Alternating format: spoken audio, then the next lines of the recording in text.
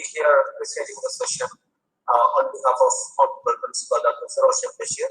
Due to an unavoidable meeting for him, the Department of Economics, headed by the expertise veteran Professor Dr. M. Safarullah Khan, emerged with new concepts of academic excellence. The PG Department of Economics and Amartya's Economic Association is organizing today's session, an economic interpretation of the Agricultural Bill 2020. What's the Agricultural Bill? It's an ordinance related to farmers. So who is a farmer? A farmer is an agricultural engaged in agriculture, rising the living organism for foods and raw materials. The term usually applies to people who do some combination of rising field crop, orchards, vineyards, poultry, or other livestock. Farmers play a major role in our society. They feed us. They are the custodians of the landscape and nature. So we know the farmers' protection, some act now came, and Indian farmers are protecting against these acts. They are protecting against 3 farm acts, mainly the Farmers Produce Trade and Commerce Promotion and Facilitation Act, the Essential Commodities Amendment Act, Farmers Empowerment and Protection Agreement on Price Assurance and Farm Services Act. All these details will be handled by our expert. So before going to that, we know that Dr. APJ Abdul Kalam sir said we have to transform India in 5 areas where India has core and competence, and first being agriculture. അതുപോലെ ഒരു പഴയ saying ഉണ്ട്, വയലിലൂടെ ഇന്ന് വഴി കെട്ടിയാൽ വയറിലേക്ക് നാളെ വഴിയില്ലാതാവും. ഇതിൽ നിന്ന് നമുക്ക് മനസ്സിലാവും അഗ്രികൾച്ചർ അല്ലെങ്കിൽ ഫാർമേഴ്സ് എന്ന് പറയുന്നത് it's very much important. And our session will be handled by Sri Siddik Rabiyath, Assistant Professor, Department of Economics, University of Kerala, Hyderabad. He is Director in charge of Department of Student Services, DSS, Palayam, University of Kerala, and Honorary Director, Inter-University Center for Alternative Economics. And he is an expertise academic in the arenas of micro, public, law, and institutional economics. And the holistic efforts of the Department of Economics and the coordinators of the program is much appreciated. All of us need to applaud and support their initiatives and effort to bring Sri Siddik sir to this webinar. Now, over to the comparer for inviting the next person, as well as I wish all the best for the program. Thank you.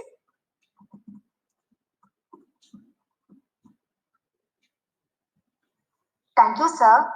Now is the time to hear from the resource person. But before that, let me invite Hamra for introducing our resource person. Good evening all. Sri Siddik Rabiyath, so he's a Director, Department of Student Services. He's an Honorable Director, IUCA, and he's an Assistant Professor, Department of Economics, University of Kerala, Hyderabad. He qualified UGC JRF in 2011 and he did MA in Economics in 2005 under the University of Kerala. He did MPhil in Economics in 2007 under University of Hyderabad. He doing his PhD in Law and Economics under Jawaharlal Nehru University.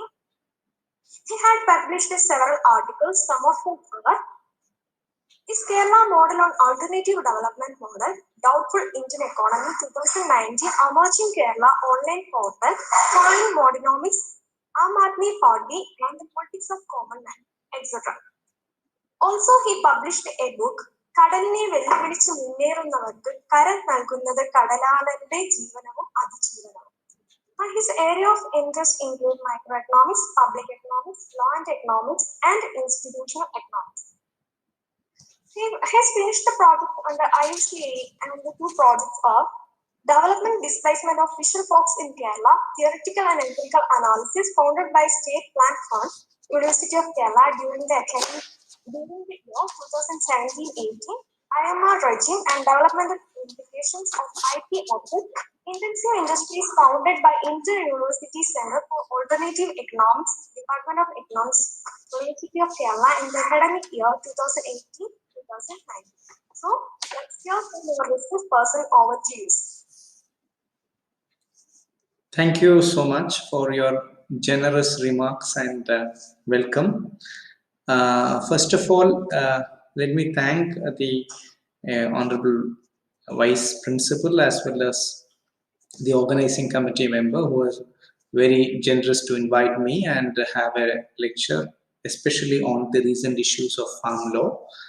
The organizers asked me to basically look into the different regimes which dealt with the issues of farmers, especially the APMC Act and the new 3 laws which was mentioned by our Vice Principal rightly. So let me come to the problem. See, today what I am going to do is basically I am going to discuss about certain concerns as well as the positivity of the laws, or the proposed laws, as well as certain critical remarks on that. Okay, so there are many people who are recently talked about the greatness of this law, and very celebrities of India as well as academics. It is not only the celebrities which is said that it is a very good act to transform Indian agriculture, but also many economists had the same view. For example, the views which are the dominant views, such as the chief chief economist Geeta Govinda, the Malayali, and the advisor to the CM of Kerala, economic advisor, she also said that this law is a very good one. So because it is going to transform the entire agricultural field, agricultural sector in total. So that means it is a very positive law. This is what is actually roughly their meaning. And of course, the Prime Minister is mooting frequently about the importance of the law, as well as the ministries. Of course, the positional government is always supporting the very principles, and they don't want to budge an inch from it. Same the case is with the farmers. On the other hand, they were started their protest. I think some 3 months back.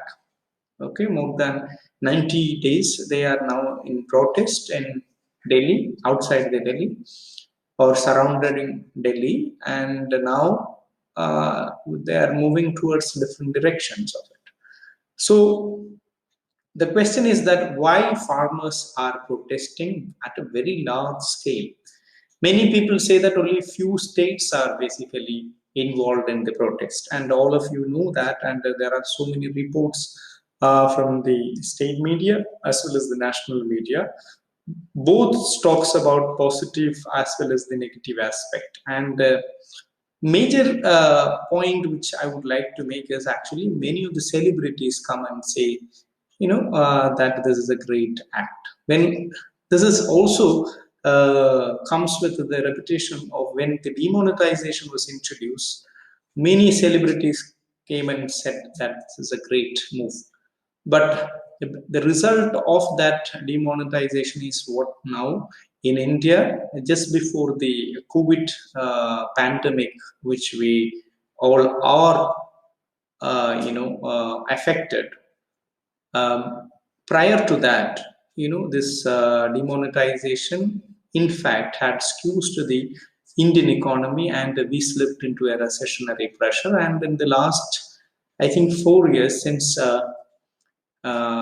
demonetization, the complete 3 years, we are in a recessionary tendency. That means almost 12 quarters, the total production in the in the total economy, that is in all the sectors except the primary sector, that is the secondary and tertiary sector, were skewed greatly because of the demonetization. There are many studies said about, even including the RBI report, said that there was a shrink in the production as well as GDP calculation because of the demonetization impact. But I mean, given all this fact, what is the most important thing is now we have again a new law which is many people start supporting as well as opposing. So what are the very from the outset the positivity of this law? Now earlier you have a law which is talked about in fact the APMC, that is the only law which you had in fact regulated the agricultural marketing. That act says that you can sell through mandis, and there are licensing in the mandis, and there are roughly 6,000 plus mandis across India, 7,000, almost 7,000 mandis, which were basically operates in North India. Okay, especially in Punjab, Haryana, Rajasthan, then some portion of Maharashtra, and these places were having the rate of mandis which is exists even in Uttar Pradesh and Bihar and all. There, this mandi system is there. But in Kerala, you don't have a mandi. You can't see any mandi in Kerala, which is well-functioning mandi. Where you have an alternative mechanism, normally the cooperatives, or farmers' cooperatives or collectives, in fact, work for the betterment. Can I continue in English, or I have to switch into Malayalam? So if you want to comment, I will. So what do you guys thinking? Hello? Yeah. So what I felt is that especially in Kerala, you don't have actually mandis of that kind. So so there are many states which have no mandi. At the same time, there are many states which had mandi. So mandi is the major mechanism in which your commodity comes and you sell. So simple mechanism. Now the question is not that. Now there is a new 3 laws, which is first one is actually the Farmers Empowerment and Protection Law, Agreement on Price Assurance and Farm Services Act. Better we can call it as the contract farming. This is what is everyone says, not my statement. It is normally known as the Contract Farming Act. That is what critics try to point out. The other law is Farmers Produce Trade and Commerce Act, which is called the Business Act. This is also, in fact, bypasses the earlier thing which I said, the APMC Act. Okay. Again, you have an Essential Commodity Act amendment. These are the 3 bills which was introduced in the Parliament, and immediately it was passed in the Parliament and signed by the President of His Excellency, President of India, and it became a law now. Now the law is actually at least in de facto it is put in abeyance, but in de jure it is in practice, in fact. So it is not implemented. It doesn't mean that it is actually scrapped. So the law is already passed, and it is in principle it is in effect. Okay. So now there are many discussions citing that these 3 laws are in fact equivalent to say that India had moved a similar situation in 1991 when we were having a very bad economic situation, and therefore we had a structural adjustment. That means in 1991 we moved towards a structural adjustment, and that structural adjustment is what is called the reforms, new economic policy. And many people said that in the agrarian sector, the structural adjustment was not there. In 2020, we had moved towards a structural adjustment in the agricultural sector also. Now, earlier I said out of 3 sector, 2 sector was in fact having a sort of a shrink in the production and productivity and its contribution henceforth in the GDP. That are the secondary sector as well as the tertiary sector, that is the services sector, as well as in the manufacturing and other industrial sector. Okay, but only sector which in fact had a very positive growth over these years, like 2-3 years, is agricultural sector, because of the agricultural sector's growth, because of a good monsoon and other things. The Indian economics recession was in fact resisted. In that context, now we are moving towards structural reforms to the agricultural sector, and there are 3 laws which is going to support this structural adjustment in a bigger way. So what are the structural adjustment? Now, in the outset, government said that the big agricultural investment, that is the private investment, has to come to the agricultural sector. That means the big agricultural business community, or the corporate, in fact, has to come and invest in the agrarian sector. This is what is actually facilitated through, first of all, this first and second law, that is the Farmers Agreement on Price Assurance and Farm Services Act, as well as the Farmers Produce Trade and Commerce Act.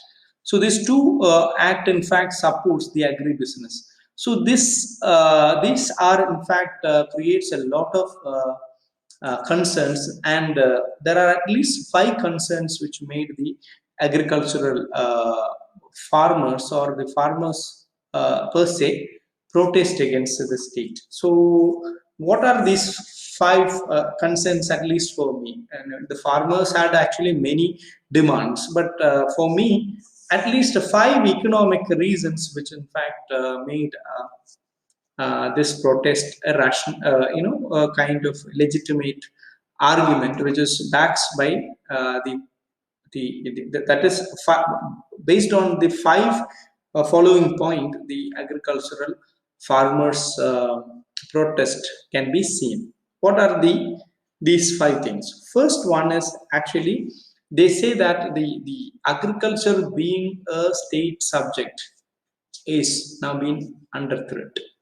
Okay, so I'll come one by one. And the second one, it creates 2 markets, that is 2 different sets of rules for different agribusiness people as well as the common farmers. And the third point is actually that itself fragments the market and creates or give way to monopsony market. So this is all the economic perspective on it.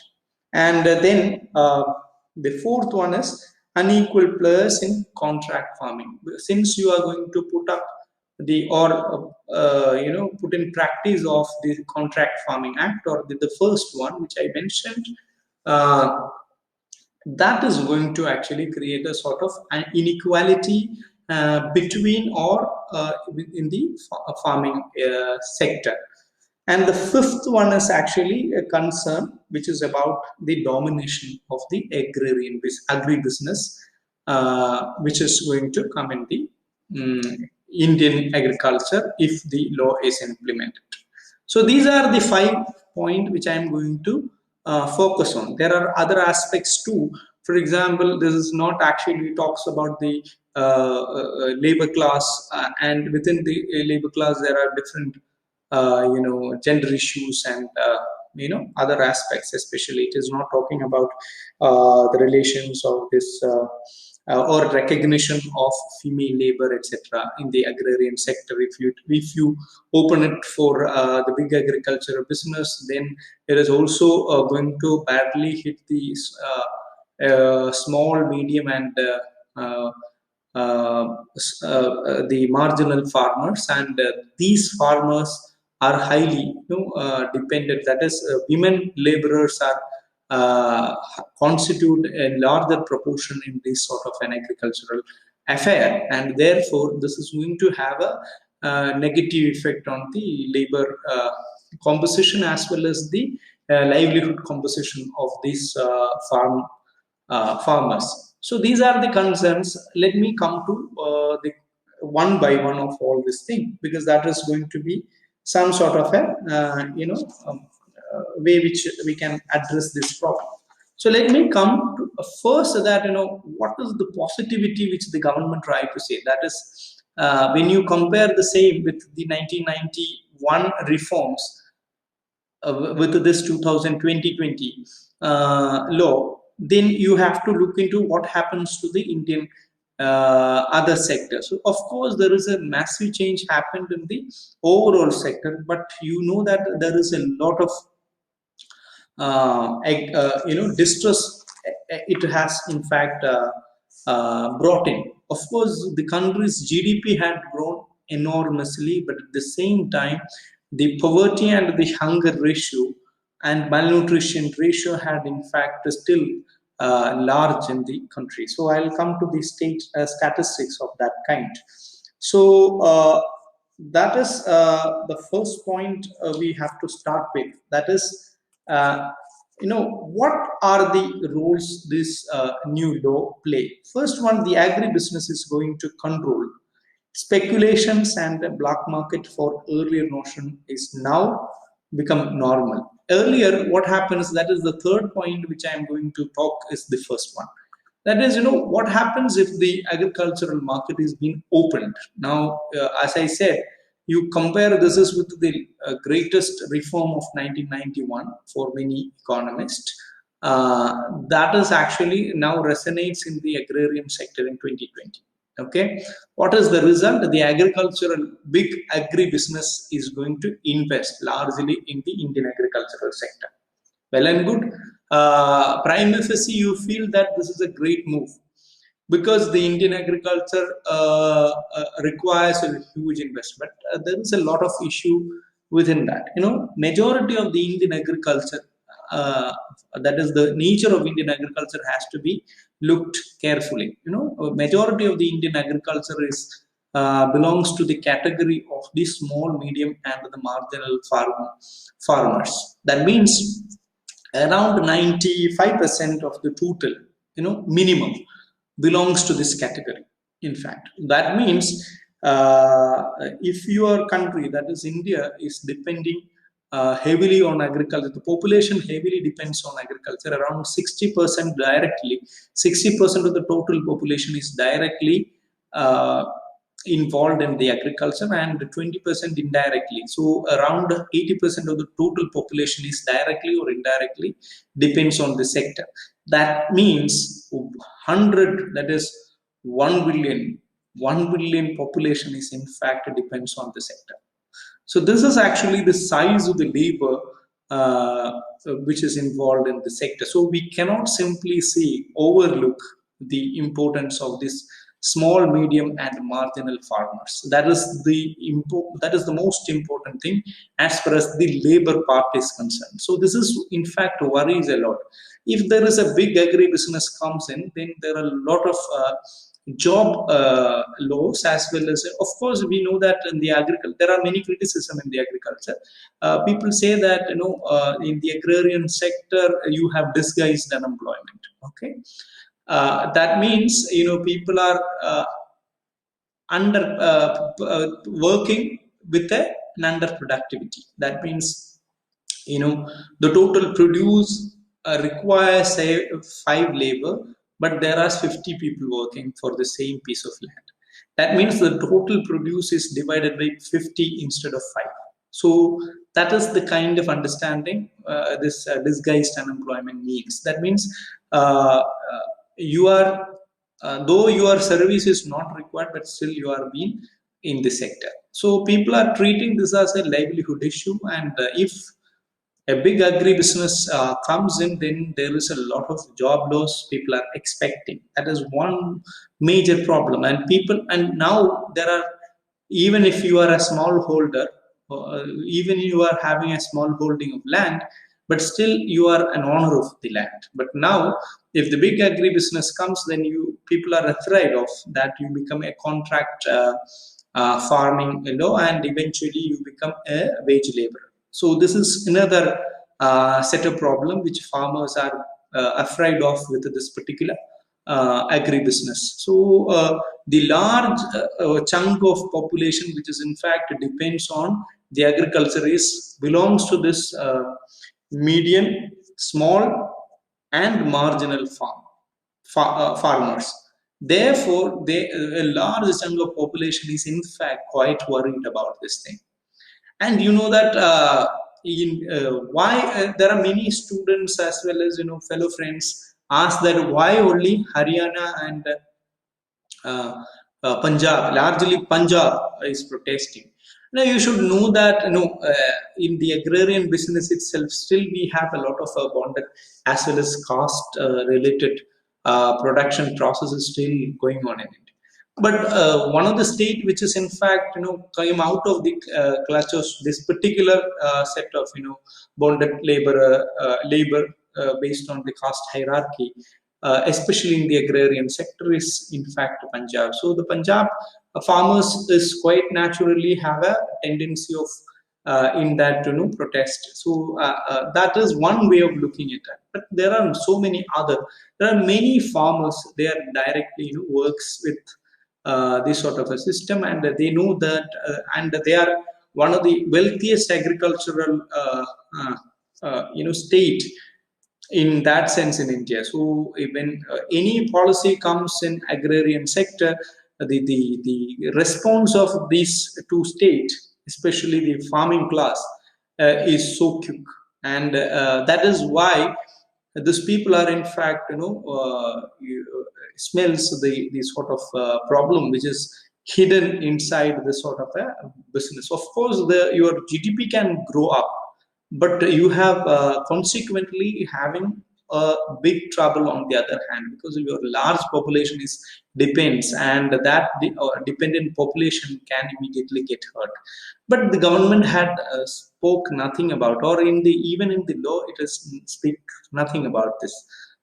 So this is why people are actually says that in the very beginning, or before you call us for discussion, let's put in abeyance of this law, or scrap the law and then discuss. So this is actually the kind of demand people make, and it is maybe their argument.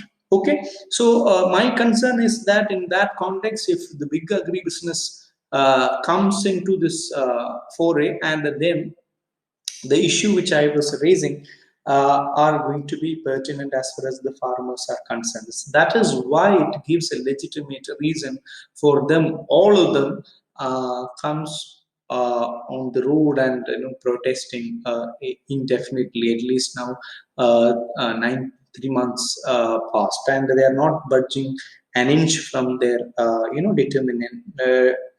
determination of protesting against it. So this is a very, very important one. Now, what is the other implication people are worried about? The other implication, if the big agribusiness comes in play, then what happens is that if they are making you to contract farming. Earlier, there are many states had contract farming legislation, but you have actually an option of contract farming. You can use your own thing, or you can actually go for contract farming. Now you have a national legislation which makes anybody can enter into, and you maybe actually go initially well with this thing.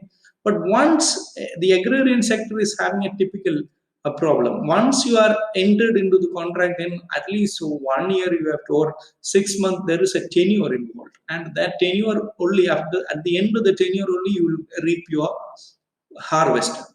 Now, the moment you enter into a contract with some company, what you are going to produce is actually the required commodity which they demand. So once you produce, and if suppose they want to actually slash the price, it is possible.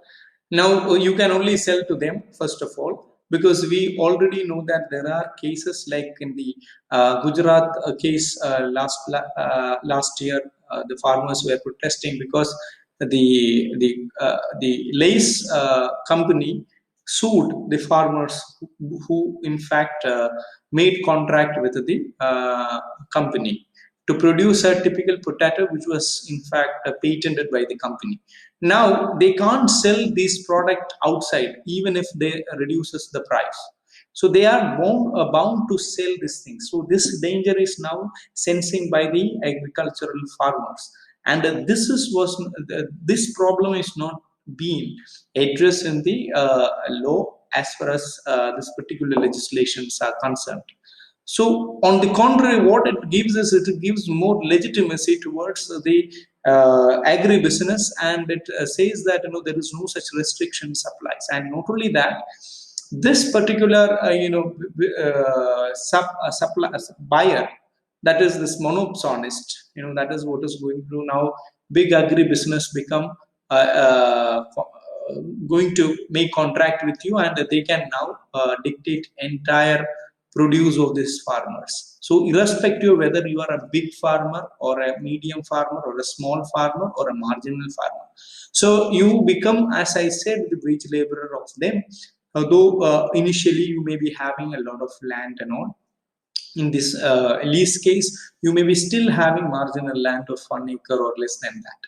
So all of you are going to, in fact, have a contract with these guys, and because of the central legislation in India, it is bound to happen, because the state may be having their own freedom in the case of agriculture earlier, but that freedom is now going to be curtailed. This is also postulates a question of center-state relation. Now, we have already seen that there are a lot of new legislation which brought out by this government, which had implication, a wide-reaching implication regarding the center-state relation. For example, we brought GST, which had a wide range of implication. This is in fact affected the income of different states across the country, and many of their compensation which was being promised was not being met. So given this fact, it is also affects the taxable capacity of the state, as well as this is also curbs the developmental aspiration of different states. For example, Kerala's developmental aspiration is not comparable with the other state, like you say Orissa or Bihar or Chhattisgarh or Uttar Pradesh or Gujarat. So our interest is completely different. Now, many a case, what happened is that you are because of this the legislation, because of the constitutional modality. Once there is a dispute between center and state law exists, then the center law prevails. In this case, earlier agriculture was a state subject, and now this is being administered by the law of the center government. And then many states is afraid basically that their autonomy of basically having income from agricultural produce is now being curtailed. This is again a point of legislation which is instead of the APMC Act, the second one, the Farmers Produce Trade and Commerce Act, in fact, insists. That act says that now anywhere and everywhere you can actually trade, because you are free to do. Now the point is that given that the majority of the Indian farmers are poor, income poor, this is actually not my statement. This is a statement given by the same government, the agricultural, basically the agricultural survey, which was conducted by the government of India, and they had reported the same to WTO based on agricultural census 2015-16. In that, 99.43%, that is majority, 99.43% of the country's total farmers are low income or resource poor people. Okay, that means the agriculture, the people who are having a holding of less than 10 hectares of land. So internationally, if you are in an international standard, if you report in WTO, if you have a land which is agricultural land which is less than 10 hectares, then you are called an income poor person.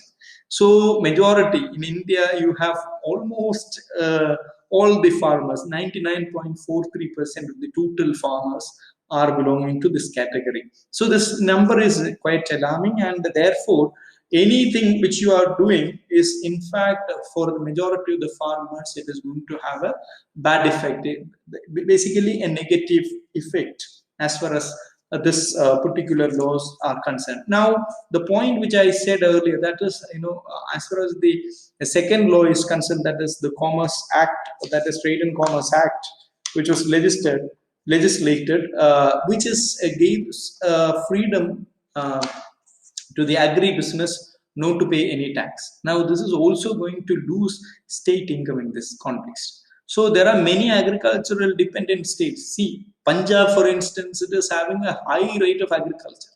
Now, most of the wheat and everything comes from Punjab. So now the government is going to lose their income from that. That is why even the government supports. So what is actually the implication? The state's income is going to be reduced because of this law. Now, even if every farmer is going to actually contract with the big agribusiness, the state is having no guarantee that they are going to get any return out of this whole process, because the central legislation gives way or a freebie to this big agribusiness to have a tax evasion. Not actually by legislation, it is they are exempted from tax. So definitely this is going to have a negative effect on the contrary. That is why the states are basically against this particular law. So again, people are basically worried about the big agribusiness because they are also worried about inflation, food inflation.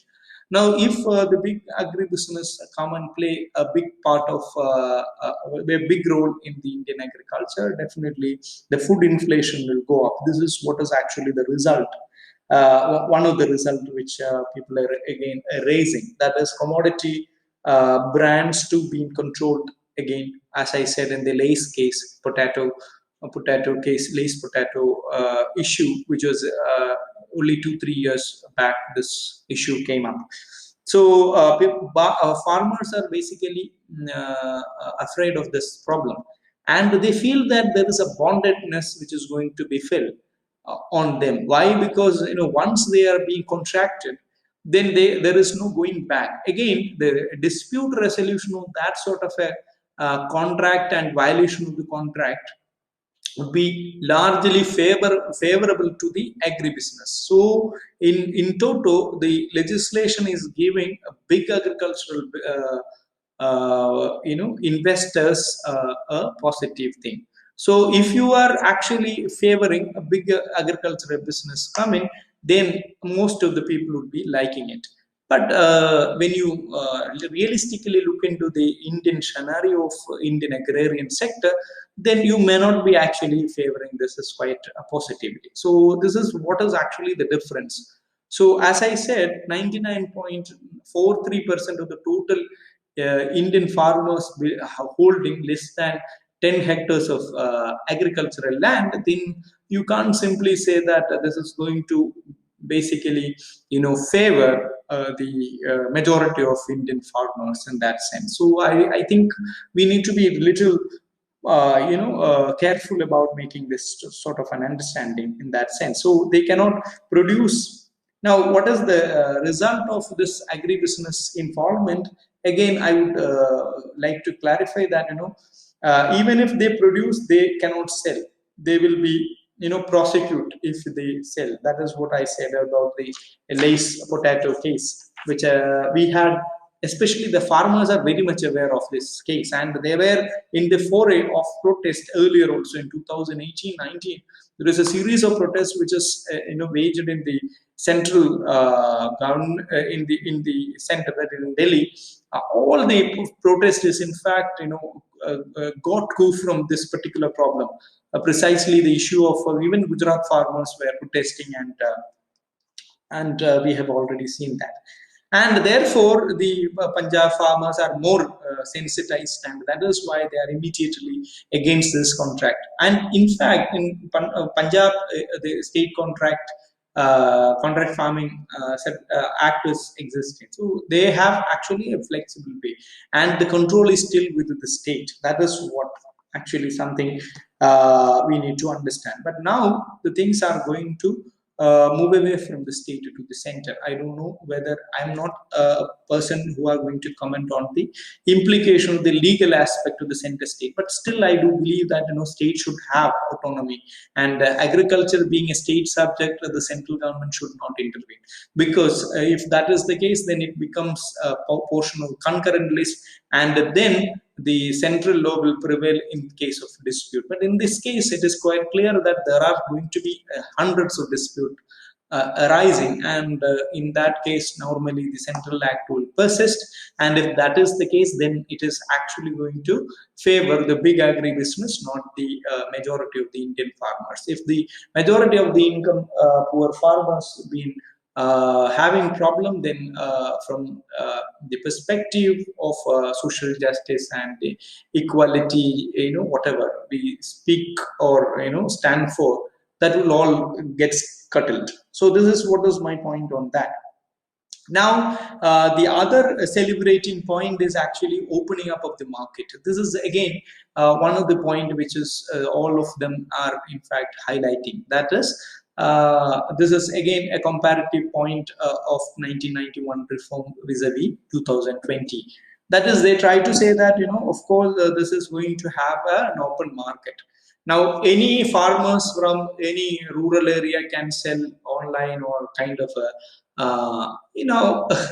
this is again a very interesting thing. Of course, you should have, first of all, connectivity. And even if you have this, how do your commodity can be transferred from point one to the other? Then there is a lot of procurement facility or procurement industry will creep up, or it will grow. Now, if the procurement, who can actually afford the procurement industry as far as this country's current, trajectory is concerned, growth, whatever, direction of, it's largely getting corporatized. So the procurement is now going to be under the big cap. That means big capitalists or whatever who can invest, because procurement is a big business. Now, earlier this was been, at least if you have a floor pricing, or you can have FCI which can procure commodity. But now this is again going to be in jeopardy. That means the FCI and other facilities are going to be basically, I think in the near future, going to be privatized completely. So if that's the case, then they are going to have the procure, some corporation like maybe Ambani or Adani or somebody will get it. And if that is the case, then procurement is going to again increase the anxiety that the food inflation will increase, because now maybe the price will increase. Not only that, actually it will also encourage the monopoly thing. So who can actually buy? The person who can procure it. Now that will again slashes the price, because one simple example will make this point can be clear. That is, even in the earlier regime, that is in the existence of APMC Act, the agricultural produce and marketing, that legislation, the earlier APMC Act existence, there are possibility of making the produce price is so cheap. That is, there are many people said in 2018, 19 and all, the price of garlic, okay, in the harvesting point where the farmers get is less than the price, which is less than the cost of production which they have. That is, the farmers' cost of production is in fact comes around on an average of 30 to 40 rupees maximum, but they are not even getting 30 rupee a kilo for the garlics.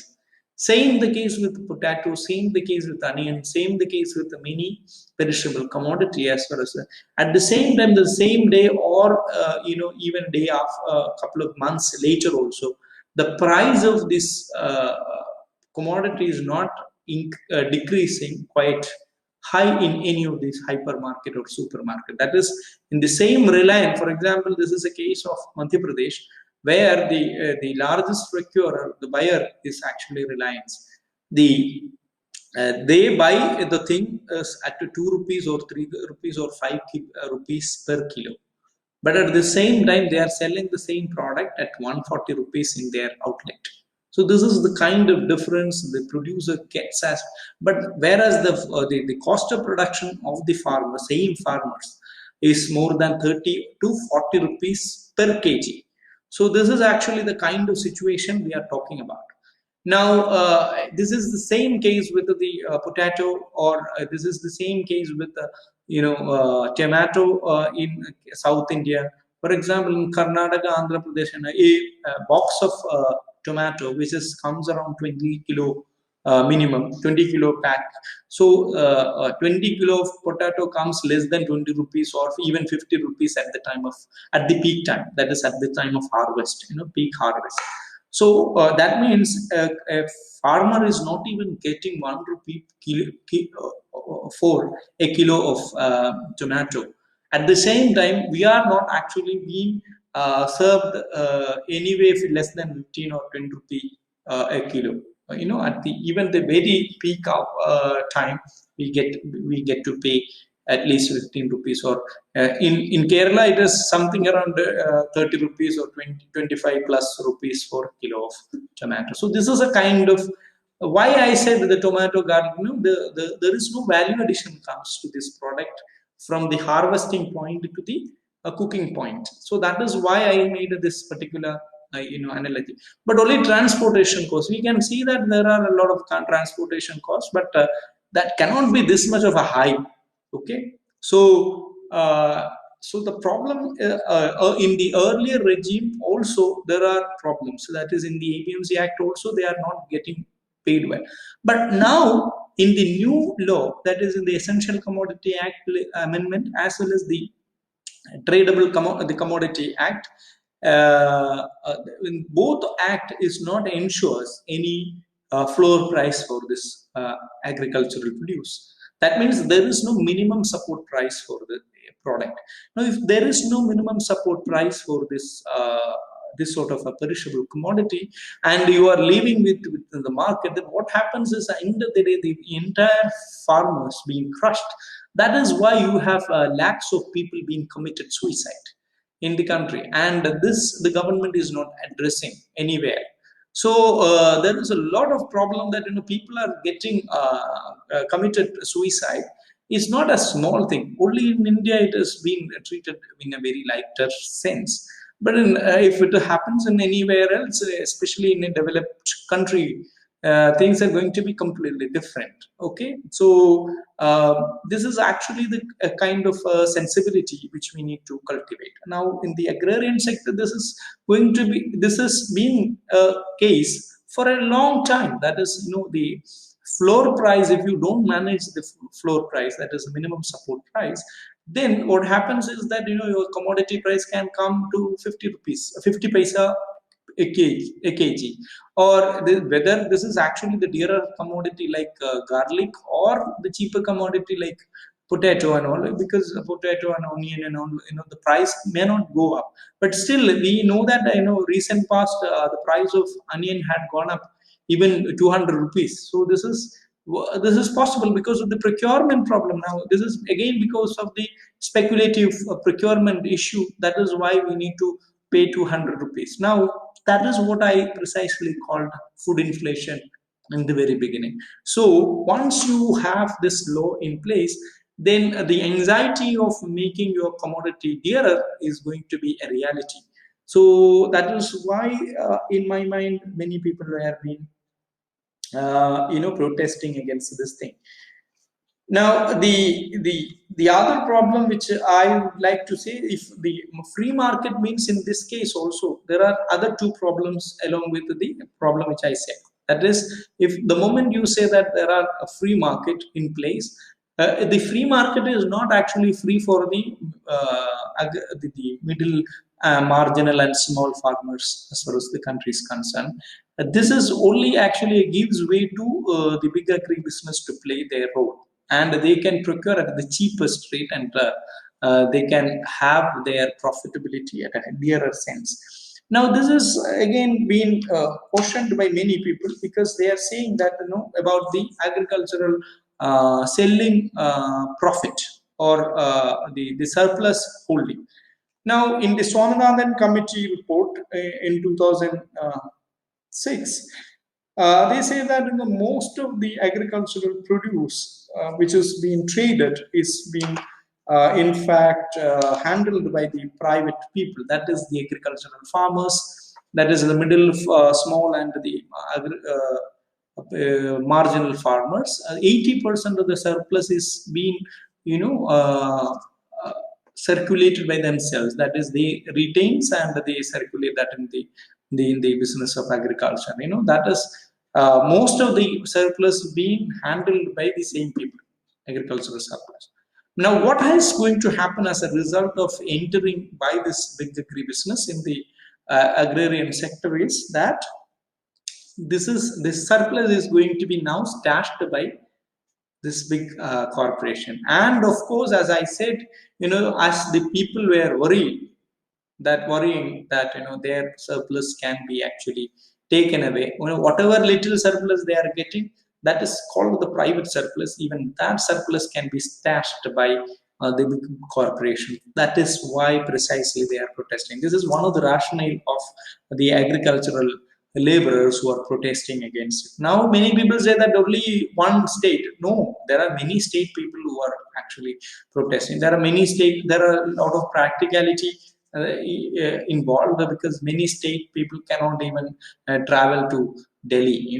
These agricultural farmers, just like the Punjab, it is a collective society. If you know the political spectrum or the cultural spectrum of Punjab, their unity and etc. comes in a very bigger way, and they are very organized also. In that sense, they can come, and even the poorer person can come in the capital, and they can wage war or sort of protest against the state or whoever who is against their interest.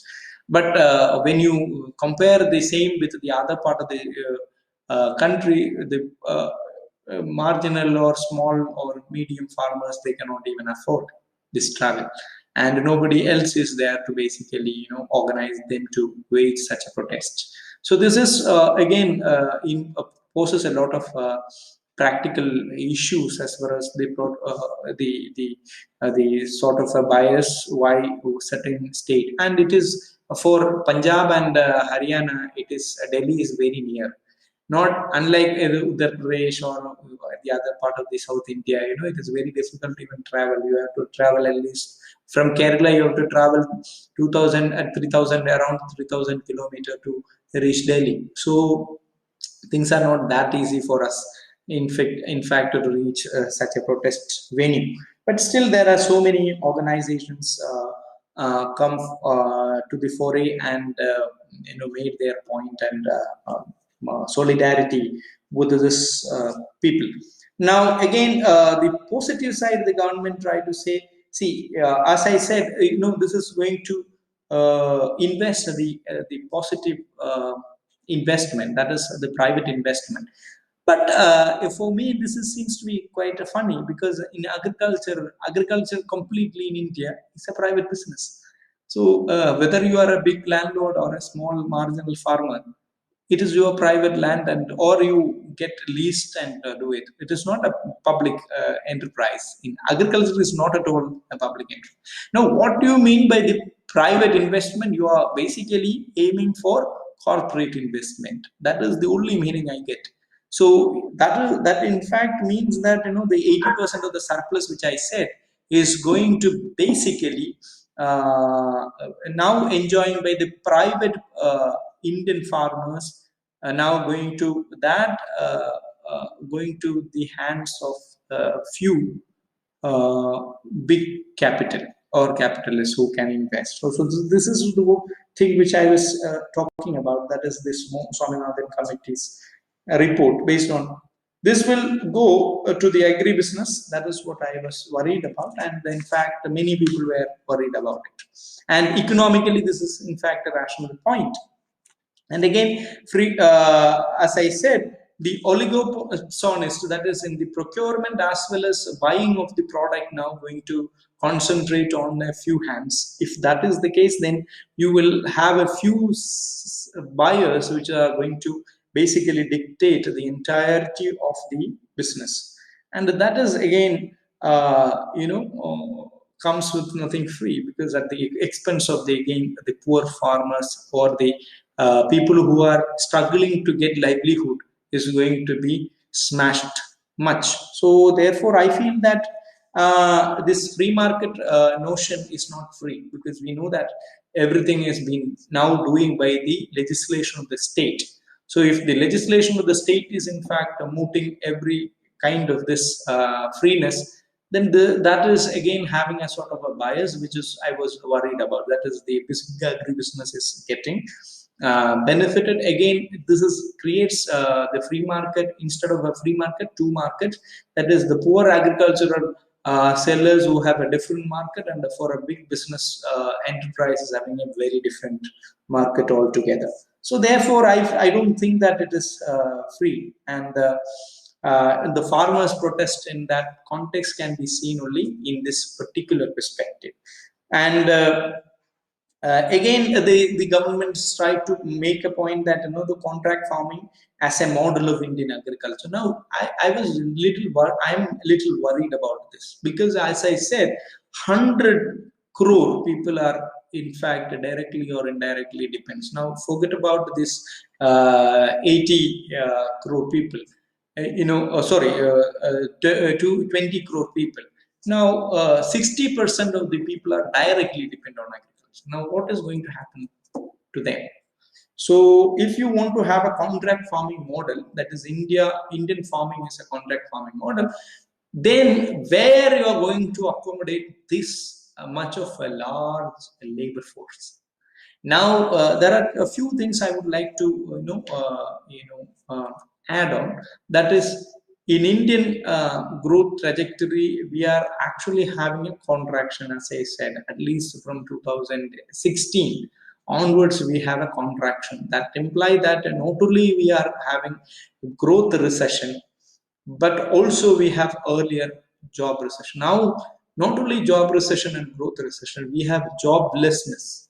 Okay, and now in the last few years we have also negative growth in the job. That means there is not only job less growth or job reduction.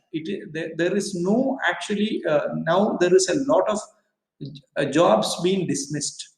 Okay, that means there is a negative growth in the labor market. Now, if you have a negative growth in the labor market, at the same time your country is having a lesser and lesser growth in every subsequent quarter, then what is actually the implication? The implication is going to be a big crisis in that sense. Now, you want to wield this big crisis with the particular sort of a legislation that will in fact boost you maybe your growth, but it is not going to basically boost the employment. Now, if you are having if suppose you are going to have an employment crisis of this kind, what will happen again? So the country is going to be in mess if you are not address this problem properly. That is why I'm saying that this contract the farming model is necessarily if at all as the government wished that it is a great thing, just like the demonetization kind of thing. This is also going to have a very, very bad effect in total to the economy. And many people said that the black money or whatever the counterfeit currency will go away. And now who knows? And we came to know that there is a lot of money which just came out, which was earlier had no account whatsoever for even the RBI, and that's all came out. Okay, came back to the government, and now government is in a big trouble that they have to their currency reserves, everything is actually changed. So the country is in fact having a lot of strain from that point onwards. Now we are also going to continue the same strategy. Then what we have done in the name of GST, we want to basically improve the system, and sort of you want to you thought that the GST will curb the problem which you created due to demonetization. But what happens? What happened is the most important thing. Actually, GST again worsened the current economic situation, and I hope that things will get better in an optimistic sense. But the problem is that because of the new farm law, the agrarian sector is also going to be get affected. Now, that is the only sector which was a resilient sector, a positive sector in the last 3 or 4 years. which prevented the country slipping into negative growth. Now, even the world, because of the corona pandemic problem, the world output had shrunk to 24% or 23 to 24%. That is almost a quarter had shrunk.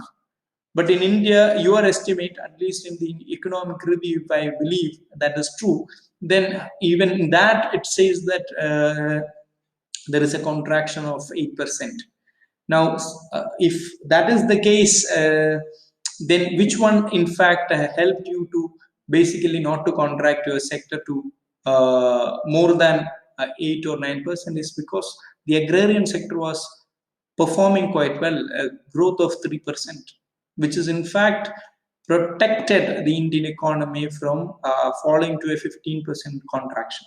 So at that, now in that juncture only you are brought a new law which is in fact going to affect the Indian agricultural sector, and definitely this is going to have an implication which I feared when the same the demonetization thing. There are many people support, but I never had actually a positive point because logically it will not actually support. This was my position, and it was proven by the government reports itself. So I feel that even making of a comparison of 2020 reform with that of the Indian reforms, the new economic policy of 1991, it is not actually going to have any sort of a realistic as well as a positive implication in the near future, which is going to have a contracting effect in the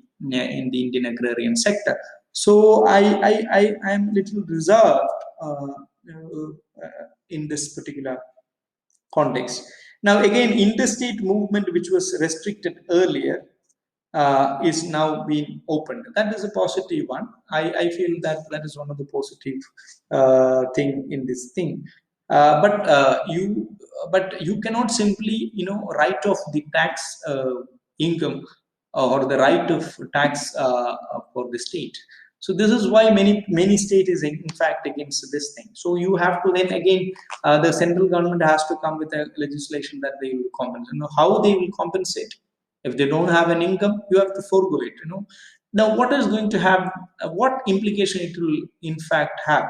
It will have an impact that is a simple one. That is, if your income falls, then your expenditure will fall. This is what is actually this government stands for. So the central government is in a view that you have to reduce your income, so your expenditure. Now if you forego incomes from different stream, then you are going to be restricted to spend. Now if you are going to restricted to spend means what? You become a lean government, as the government say. But what is going to happen? Where you are going to restrict your income, expenditure? You are going to restrict your expenditure in developmental expenditure, not your administrative thing. See, in any case, your administrative expenditure is not going to come down, at least in the near future. So what is going to happen? Because of the fall in income, you have to reduce your developmental expenditure.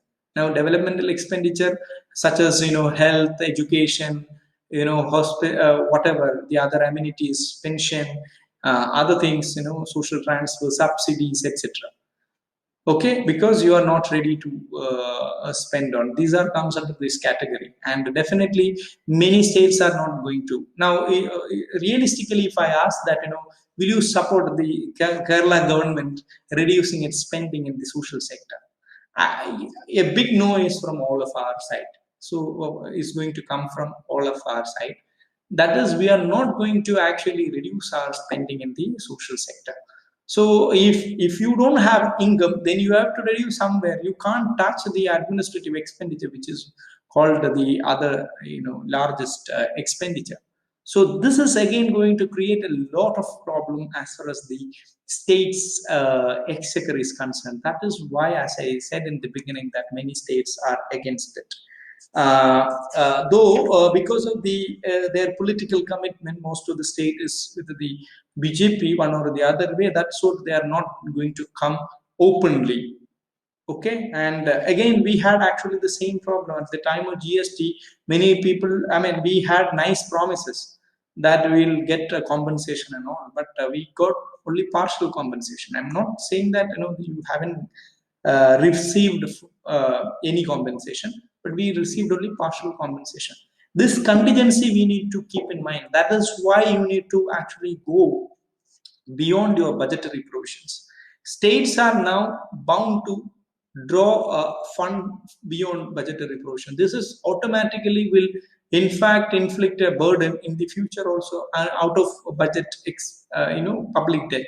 This is going to increase. Now this is actually the case with the state. If Kerala government is not having good enough income with their exchequer, then they have to borrow it from, or that can be not possible if you are FRBM. If FRBM is not permitting you to basically borrow money through budgetary mechanism. So what you are doing, what you are going to do is actually you basically borrow out of your budget. So this is what is your state doing, and the central government is now going to propose the same, because if you want to reduce your spending, at the same time you want to forego all the corporate income tax, as well as now the agricultural tax, which is supposed to get by the state. Everything you are trying to forego. So what is going to be the result is that if your state become income poor, that is income less, your receipt would be less, then your spending has to be reduced. So now many of time you cannot do that. Then what you do, you will borrow from out of budget provisions. So that is going to increase. So in total, the budget of the public debt of the people will increase. So the burden again, that will raise many other problems in the economy. So I feel that there are many mechanisms in which we have to address as far as this particular problem is concerned. Again, as I said, I think I have covered almost all the aspect of it. If you have questions regarding the same, then I am very happy to respond. You can ask a question in Malayalam also, so I'll be very happy to respond it, because this is a very, very important topic, and I feel that my positions are this. Even that you can question, and you can also ask a question in Malayalam if you want, and I'll be happy to respond in Malayalam. Okay. With this, let me stop the presentation. Thank you. Thank you, sir. That was very insightful. Now we are going to have the interactive session that participants can raise their queries. Participants, you can either unmute yourself and ask your query, or you can put the questions in the chat box, and we will read it out for you.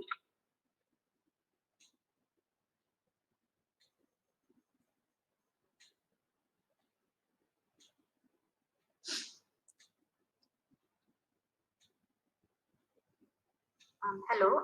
Good evening, sir. Good evening. Sir, my name is Anupama. Sir, my question is regarding about the Kerala economy. How our Kerala economy, which is more a consumer state, is going to get affected because of this farm bill, and how the commercial crops, like if we are talking the case like rubber or something, how these kind of crops will get affected with the agriculture bill, because it is, I don't it's like how these are also like the whole agriculture is going to get affected. So it's not just about the food crops. I don't feel it like that. So how it is on the whole going to get affect Kerala? That's the first question, sir. Okay. Thank you for the question. See, there are many implications, because as I said, I was in the very beginning, I was mooting that it is being a consumer state, we are not actually going to be away from this implication, because the food inflation is going to be the biggest threat as far as the state is concerned. Okay, because if there is a price, because onion price came to us more than 200 rupees. Now, almost all the commodity which we buy, we pay dearer than anywhere in the country. So, if any of this sort of a possibility comes, that is food inflation problem comes, then immediately the state which is going to be affected is ours, So we cannot simply say that we are going to be wealed from, or we are actually, we are not going to be affected, or sort of an argument. We cannot. At the same time, as you rightly pointed, there are many. I mean, in this case, it is not in the last. The third law says Essential Commodity Act. That is again not ensures that many commodities are no longer essential commodity. That means earlier there are many commodities which they cannot procure. They cannot actually, dictate terms. Now they can, which is again going to affect the food security overall in India and in Kerala particular, because we are going to face the problem in the near future. That is what is my hunch in the very beginning itself. As you rightly point on the other crops, like the non-fruit crops, like the commercial crops or whatever, this is also going to affect. Now you can only, if you can also have a contract with the for example, let me talk about a few things about the coffee case, as well as the cardamom, pepper.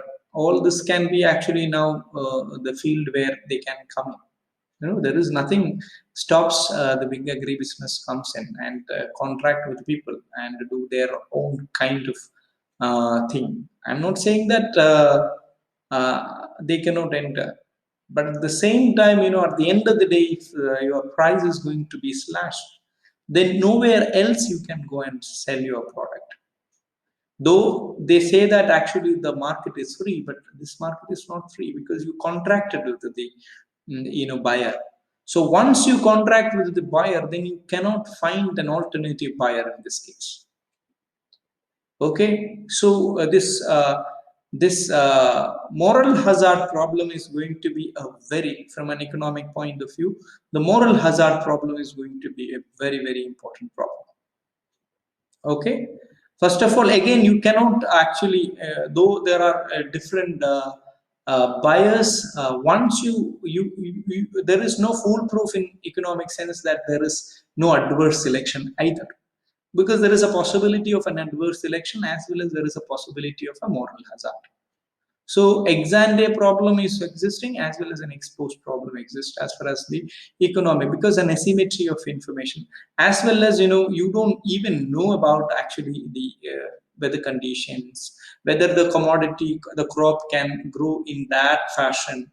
If the whatever when the weather goes wrong, especially we are at the time of global climatic change. So I think there are a lot of uncertainty in this regard. So these farmers are always at the receiving end, and they are all at a defensive end.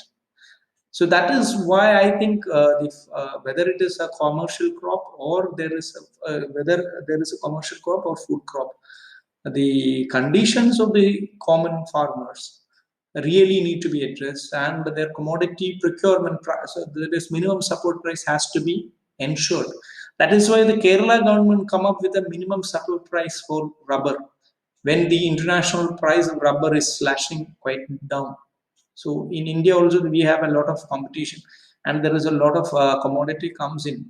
That is, rubber imports are very high, and so if there is no floor price, then the domestic producer will be smashed, because rubber you raise and you wait for 10 years to get the yield. Now at the end of the 10th year, if the international market changes or your policy changes, you are finished. So that is a problem. So that should be protected by the minimum support price. The current government, in fact, the last budget, where the finance minister had gave a new minimum support price of 170 rupees a kilo of rubber, which is quite high, which is very, very positive one as far as the cultivators' perspective or cultivators are concerned. Same the case with coconut. Same the case with the paddy. The only state in which the paddy procurement price, that is minimum support price, is 28. Now from April onwards, we are going to have 28 rupees per kilo of paddy. Okay, the other national average is 19 rupees or less than that. Any place even less than that. So in the national paddy price, that is an average price is 18 rupees. So we have to really think about it, and whether we can produce really commodity like paddy with less than 20 rupees a kilo. I don't think that we can do it. So it is our duty to protect, this sort of an agricultural produce. That is what my point. Again, the government is refrained from doing a minimum support price, because all this legislation in fact takes away minimum support price of many commodities. Okay. Now, an interesting point which Nirmala Sitharaman had brought in the last budget is actually she is going to strengthen the APMC. Now, by the very act of 2020, the power of APMCs has been taken away. And how the government is going to strengthen the APMC, provided that the law is not now permitting the APMC has its teeth and nail. So in that sense, I don't think that things are going to be a positive sense, a positive direction in that sense. So Kerala is also affected in that sense. There is no doubt. Thank you for the question. Sir. Yes, Hari Krishna. Hari Krishna. Sir, can you use your mother tongue?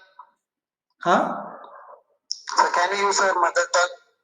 Yeah, definitely. I said in the beginning, you can ask in Malayalam ചോദ്യം ചോദിക്കാം, കുഴപ്പമില്ല. Okay, sir.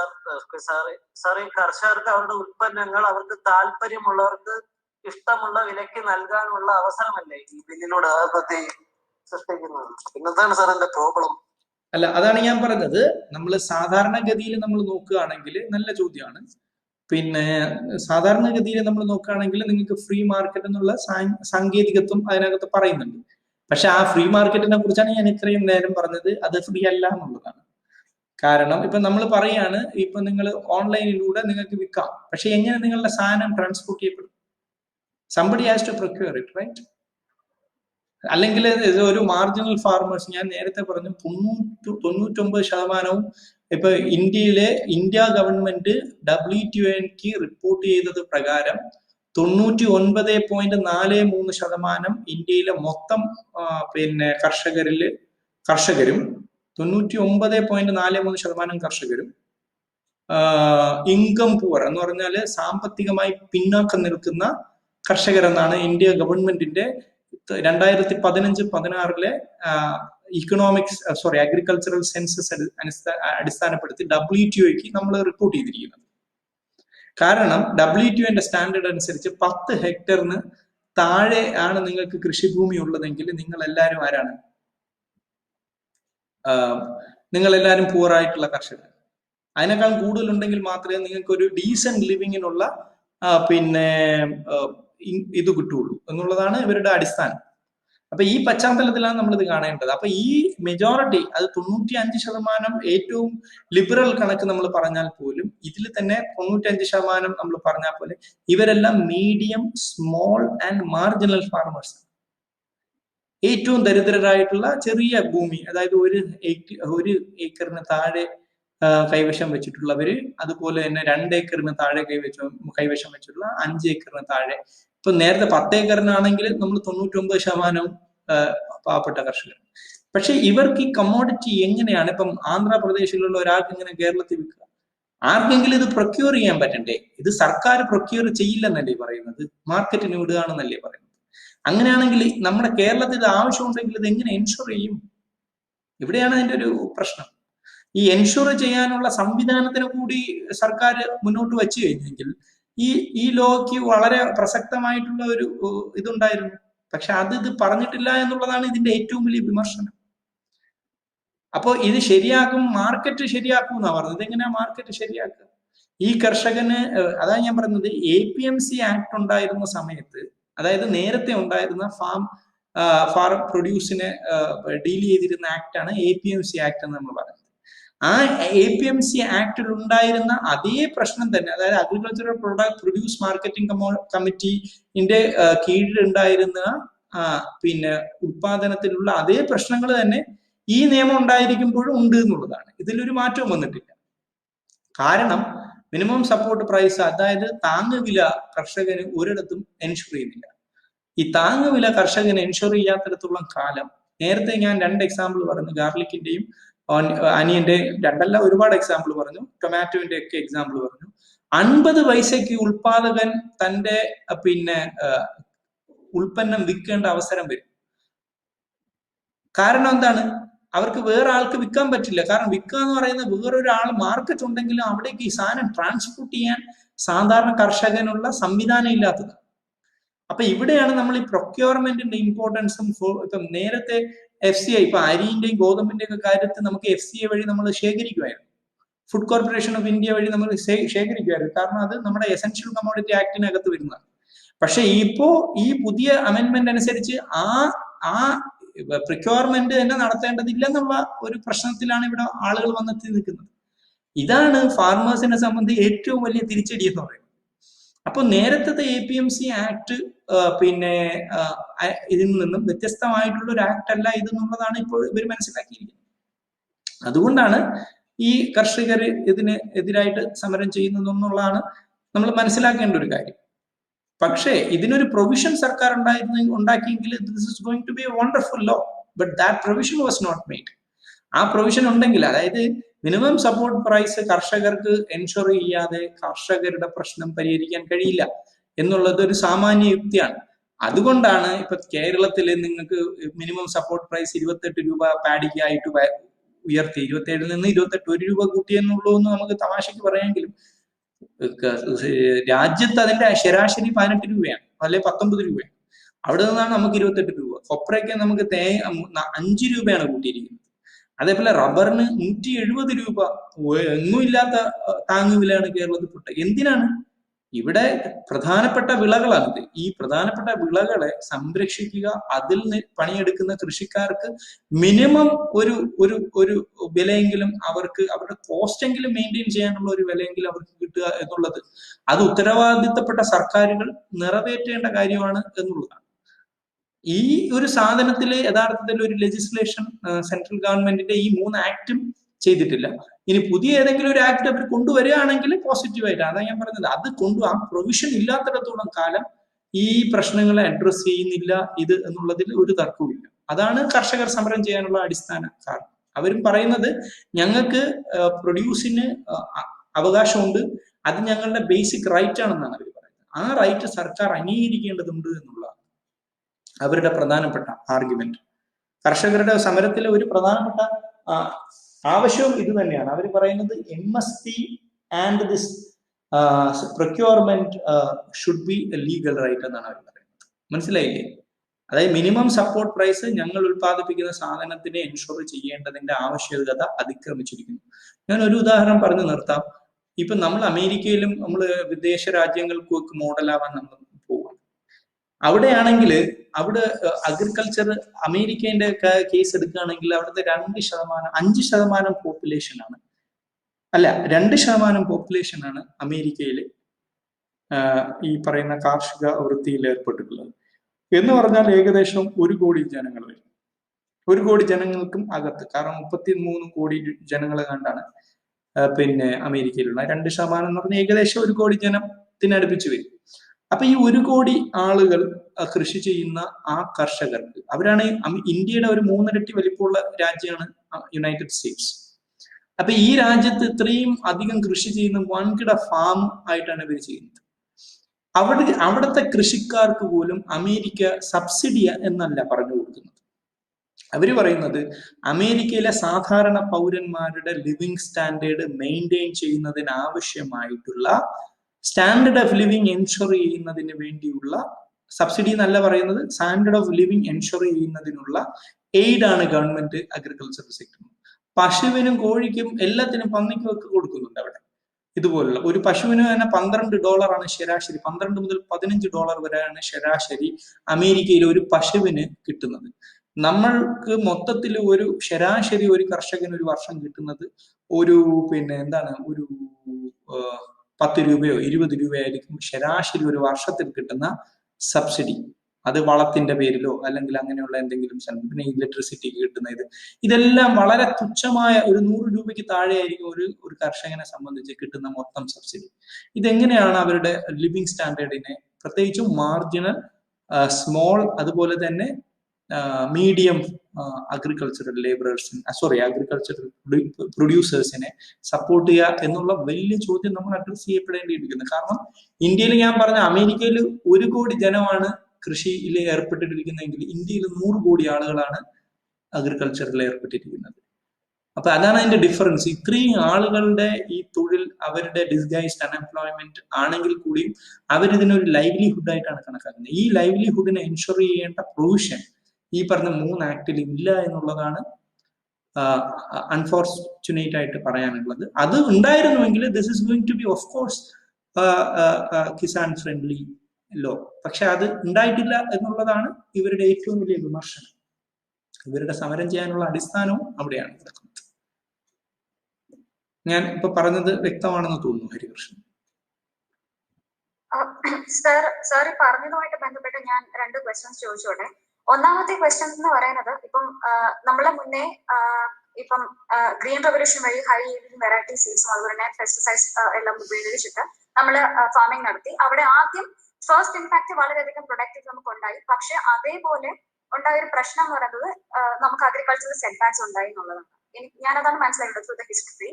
So ഇപ്പൊ ഈ ഒരു farm bill വന്നിട്ട് നമ്മൾ കോർപ്പറേറ്റ്സിന് ഇത് വിൽക്കേണ്ടി വരുന്ന സാഹചര്യം വരികയാണെങ്കിൽ വീണ്ടും ഫാമേഴ്സ് ഈ ഒരു ഗ്രീൻ റെവല്യൂഷൻ പോലെ എന്തെങ്കിലും ആയി തീർന്ന് WTOയുടെ എല്ലാം സബ്സിഡീസ് എല്ലാം മേടിച്ചിട്ട് ഇവര് പറയുന്ന രീതിക്ക് ക്രോപ്സ് പ്രൊഡ്യൂസ് ചെയ്യേണ്ട സാഹചര്യം ഉണ്ടാകുന്നു. നമ്മൾ ഫോഴ്സ് ചെയ്യേണ്ടത് അങ്ങനെ ഒരു സാഹചര്യമാണ്.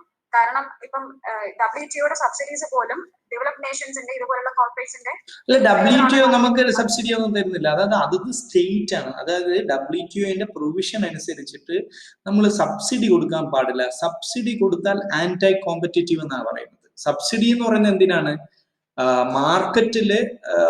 മാർക്കറ്റ് മെക്കാനിസത്തിനെ തകർക്കുന്ന ഒരു സാധനമായിട്ടാണ് സബ്സിഡിനെ പറയുന്നത്. കാരണം അത് ഉൽപാദനക്ഷമത കൂട്ടാനോ അല്ലെങ്കിൽ അത് നിങ്ങൾ മാർക്കറ്റിൽ കൊണ്ടുപോയിട്ട് മാർക്കറ്റിംഗ് വർദ്ധിപ്പിക്കാനോ സഹായിക്കുന്ന തരത്തിലുള്ളതാണ് സബ്സിഡി എന്ന് നമ്മൾ പറയുന്നത്. ഉദാഹരണത്തിന് മണ്ടി വഴി നിങ്ങൾ ചെയ്യുന്നത് അത് യഥാർത്ഥ ആന്റൈ കോമ്പറ്റീറ്റീവ് എന്നാണ് പറയുന്നത്. നേരെ മറിച്ച് നിങ്ങളിപ്പോ ഫെർട്ടിലൈസർ വളം കൊടുക്കുന്നത്, അതേപോലെ അങ്ങനെയുള്ള സാധനങ്ങളെല്ലാം യഥാർത്ഥത്തിൽ എന്താ സംഭവിക്കുക? ആന്റൈ കോമ്പറ്റീറ്റീവ് എന്നാണ് WTOന്റെ ഡെഫിനിഷൻ. പക്ഷേ അതുകൊണ്ട് നമുക്ക് എന്ത് ചെയ്യാൻ പറ്റില്ല, ഇത് കൊടുക്കാൻ പറ്റില്ല എന്നാണ് നമ്മുടെ WTO നമ്മളെ അനുശാസിക്കുന്നത്. പക്ഷെ വേറൊരു പ്രശ്നം എന്ന് പറഞ്ഞാൽ അമേരിക്ക ഈ പേരിലല്ല, സബ്സിഡി എന്നുള്ള പേരിലല്ല കൊടുക്കുന്നത്. ഡീസന്റ് ലിവിംഗ് ആണ്. Decent living of A farmer. ഇന്ത്യയിൽ ഫാർമേഴ്സിന് ഒരു വാല്യൂവും കൽപ്പിക്കുന്നില്ല എന്നുള്ളതാണ് നമ്മുടെ യാഥാർത്ഥ്യം. ഫാർമേഴ്സിന് നമ്മൾ പുല്ല് വില പോലും കൊടുക്കുന്നില്ല എന്നാണ് മലയാളത്തിൽ നമ്മൾ അതിനെ പ്രയോഗിക്കുന്നത് തന്നെ. അപ്പൊ ആ ഒരു സാഹചര്യവും അമേരിക്കൻ സാഹചര്യവും രണ്ടാണ്. അമേരിക്കയിലെ അവരുടെ പൗരന്മാർക്ക്, അമേരിക്കയിലല്ല യൂറോപ്യൻ രാജ്യങ്ങളിലെല്ലാം അവരുടെ പൗരന്മാരുടെ ഡീസന്റ് ലിവിങ് എന്നുള്ളത് സ്റ്റേറ്റിന്റെ മാൻഡേറ്റ് ആണ്. പ്രത്യേകിച്ച് അഗ്രികൾച്ചറൽ സെക്ടറിലുള്ള കൃഷിക്കാരുടെ ഡീസന്റ് ലിവിങ് എന്ന് പറയുന്നത് മറ്റ് ശരാശരി അമേരിക്കയിൽ, അവർ കൂടുതലൊന്നും പറയുന്നില്ല, ശരാശരി അമേരിക്കക്കാരുടെ വരുമാനത്തിന് തുല്യമായിരിക്കണം എന്നാണ് അവർ പറയുന്നത്. അതിന് വേണ്ട സബ്സിഡി എന്നല്ല അവർ വിളിക്കുന്നത്, ഡീസന്റ് ലിവിങ്ങിനുള്ള ഒരു ഇതാണ് കൊടുക്കുന്നത്, കോമ്പൻസേഷൻ ആണ് അവർ കൊടുക്കുന്നത്. ഡീസന്റ് ലിവിങ് എന്ന് പറഞ്ഞിട്ടാണ് അത് ഈവൻ പശുവിന് വരെ കിട്ടുന്നുണ്ട് എന്നാണ് ഞാൻ നേരത്തെ പറഞ്ഞത്.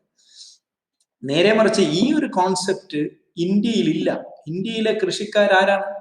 രാവിലെ 5 മണിക്ക് പാടത്തിറങ്ങി വൈകുന്നേരം 8 മണിക്ക് തിരിച്ച് അല്ലെങ്കിൽ 6 മണിക്ക് തിരിച്ചു കയറുന്ന ഒരു കർഷകനെ നോക്കിയിട്ട് നീ അൺപ്രൊഡക്റ്റീവ് ആണ്, നീ അൺസ്കിൽഡ് ആണ് എന്ന് നമ്മളുടെ ഗവൺമെന്റ് റിപ്പോർട്ടുകളിൽ ഒരു ഉറപ്പില്ലാതെ നമ്മൾ എഴുതി വെച്ചിരിക്കുകയാണ്.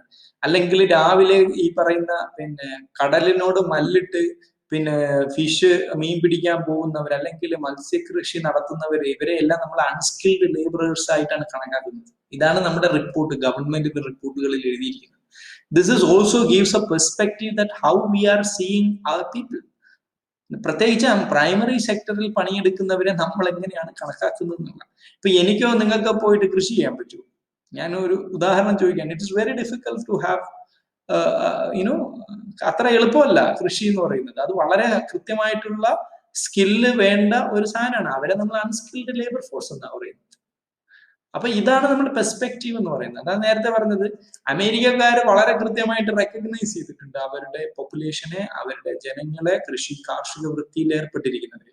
നേരെ മറിച്ച് നമ്മൾ ഒരു തരത്തിലുള്ള റെക്കഗ്നീഷനും കൊടുക്കാതെ നമ്മൾ അവർക്ക് തൃണസമാനമായിട്ടുള്ള ഒരു ജീവിതമാണ് അല്ലെങ്കിൽ ആളുകളാണ് എന്ന് നമ്മളുടെ മുഖ്യധാര അവരെ കുറിച്ച് സംസാരിക്കുമ്പോൾ ഉണ്ടാകുന്ന വൈരുദ്ധ്യത്തെ കുറിച്ചാണ് ഞാൻ സംസാരിച്ചത്.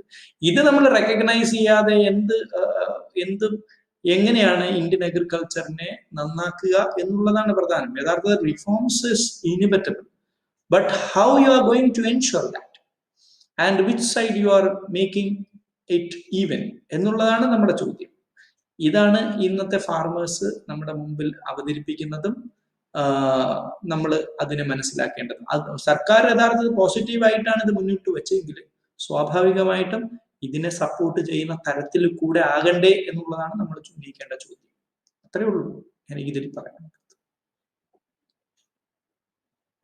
സർ, ഒരു ക്വസ്റ്റ്യൻ കൂടി സർ. അതായത് ഇപ്പം നമുക്ക് ഇപ്പൊ ചൈന പോലൊരു രാജ്യം അവരുടെ പോപ്പുലേഷനിലുള്ള ഡിസ്ഗൈസ്ഡ് അൺഎംപ്ലോയിഡ് ആയിട്ടുള്ള ഉള്ളവരെ FDA വെച്ചിട്ട് എന്താണ് എംപ്ലോയിഡ് ആക്കി. And that was in the industrial sector, അങ്ങനെയാണ് എന്റെ ഓർമ്മ. നമുക്കിപ്പം ഇന്ത്യ എന്നൊരു രാജ്യം ഇപ്പൊ എനിക്ക് തോന്നുന്നു സർവീസ് സെക്ടറാണ് ഏറ്റവും കൂടുതൽ നന്നായിട്ട് വർക്ക് ചെയ്യുന്നത്. സോ ഇപ്പം ഈ ഒരു കൊറോണ പോലൊരു സാഹചര്യത്തില്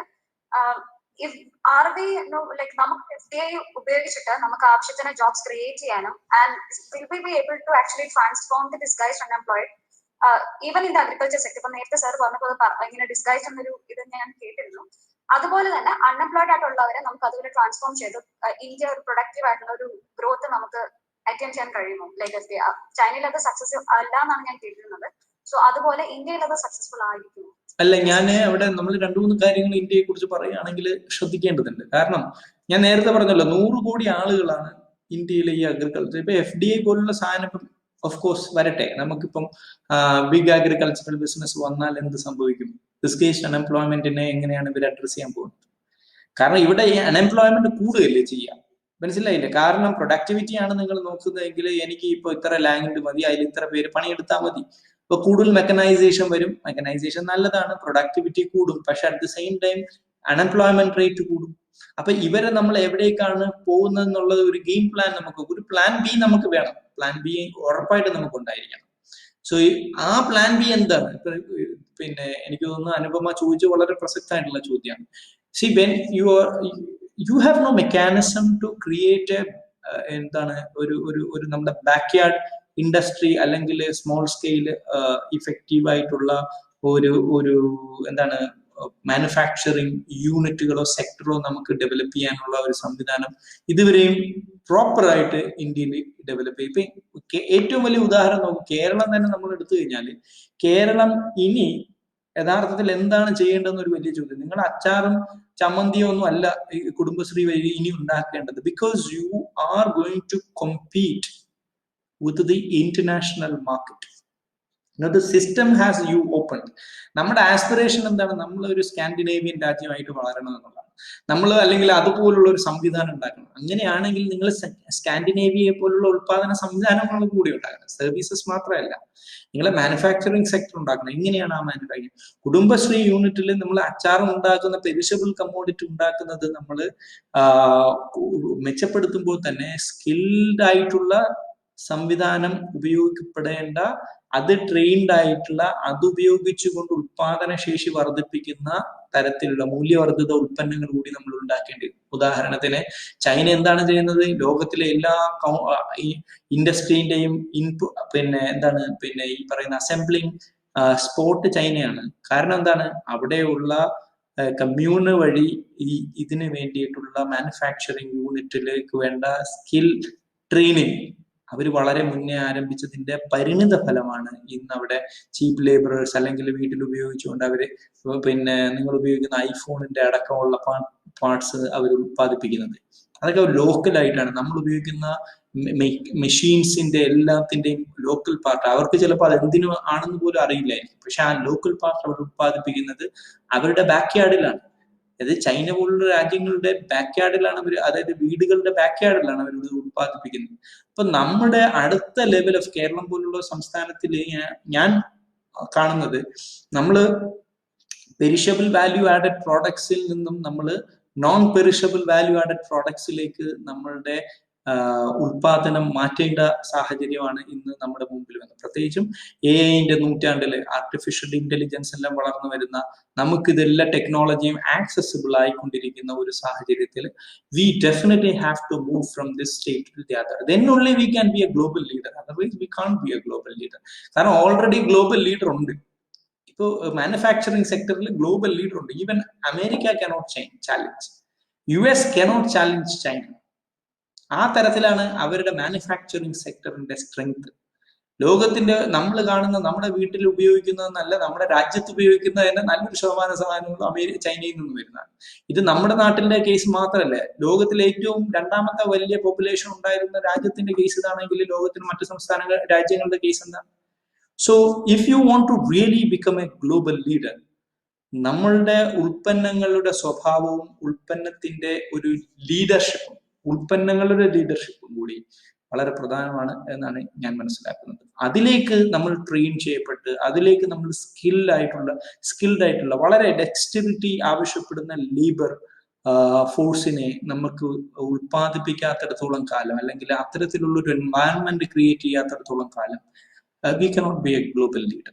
നമുക്ക് ബാക്കിയെല്ലാം പറച്ചില്ലേ ഉള്ളൂ. But in reality what we have, are we really competent to compete with China in any product? ഉദാഹരണത്തിന് നിങ്ങൾ ഒരു മൊബൈൽ ഫോണിന്റെ കേസ് എടുക്കുക. ചൈനയാണ് ലോകത്തിൽ നിന്ന് ഉത്പാദിപ്പിക്കുന്ന മൊബൈൽ ഫോണുകളിൽ നല്ലൊരു ശതമാനവും അസംബിൾ ചെയ്യുന്നത്. അവരെടുത്ത് നമുക്കൊരു പിടിച്ചു നിൽക്കാൻ പറ്റുമോ? നമ്മൾ ചോദിക്കേണ്ടതാണ്. Of course we may be having a political rivalry or an economic rivalry, but the real question is not that. Real question is that whether we can compete them in real terms. For that we definitely need to train our labor force in that sense. Then only you can address this problem. Agrarian സെക്ടറിനെ നിങ്ങൾക്ക് transform ചെയ്യണമെങ്കിൽ, അവർക്ക് കൂടുതൽ employment കൊടുക്കണമെങ്കിൽ, you have to make a skilling program for every agricultural ഫാർമേഴ്സിന് ഈ തരത്തിലുള്ള ഒരു ട്രെയിനിങ് കൊടുക്കണം. അവരെ നിങ്ങൾ മനുഷ്യരായിട്ട് ആദ്യം കാണണം, എന്നിട്ട് അവർക്ക് നിങ്ങൾ ഇത്തരത്തിലുള്ള ഒരു സാധ്യതകളെ മെച്ചപ്പെടുത്താനുള്ള സ്കില്ലിങ് അവരിൽ നടത്തണം. എന്നാൽ മാത്രമല്ല, എനിക്ക് സ്കില്ലുണ്ടെങ്കിലല്ലേ ഞാൻ മൈഗ്രേറ്റ് ചെയ്യുള്ളൂ വേറൊരു സ്ഥലത്തേക്ക്, അല്ലെങ്കിൽ എന്തെങ്കിലും ഒരു സാധനം ചെയ്യുള്ളൂ, അല്ലെങ്കിൽ I will be still with the agricultural labour market. That's it. അതിലേക്ക് എന്ത് നടപടിയാണ് നമ്മൾ സ്വീകരിക്കുന്നത് എന്നുള്ളതാണ്. അപ്പൊ മാനുഫാക്ചറിങ്, സ്മോൾ, ഇപ്പൊ സർക്കാരിന്റെ MSME സെക്ടർ കഴിഞ്ഞ പ്രാവശ്യം ചെയ്തതുപോലെ ബട്ട് MSMEന്റെ ലോൺ മാത്രമല്ല, you have to actually, the government has to take initiative. ചൈനയുടെ ഏറ്റവും വലിയ പ്രത്യേകത എന്താണെന്നത്, state act as a steward, state act as the leader.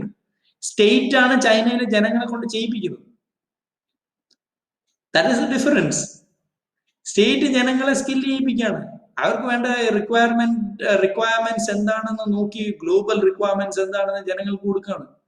ഇപ്പൊ ചൈനയിലെ യൂണിവേഴ്സിറ്റികളിലും കോളേജുകളിലും എല്ലാം അവർ ട്രെയിനിങ് കൊടുക്കുകയാണ് കുട്ടികൾക്ക്. നിങ്ങൾക്ക് സ്കില്ല് പരിശീലനമാണ് കൊടുക്കുന്നത്. ഒരേ സമയം തൊഴിൽ നൈപുണ്യം കൂടി വർദ്ധിപ്പിക്കുന്ന തരത്തിലേക്കുള്ള ഒരു സംവിധാനമാണ് അവർ ചെയ്യുന്നത്. വാട്ട് വി ആർ ഡൂയിങ്, നമ്മൾ വൊക്കേഷണൽ ഹയർ സെക്കൻഡറിയും അതും ഇതും എന്നൊക്കെ പറഞ്ഞെങ്കിലും it's not successful in that sense. എവിടെയാണ് നമ്മൾ സക്സസ് ആയത്? കേരളത്തിലെ VHSE ഒക്കെ ത്രൂ ശക്തമായിട്ട് പണ്ട് നമ്മൾ കൊണ്ടുവന്നു.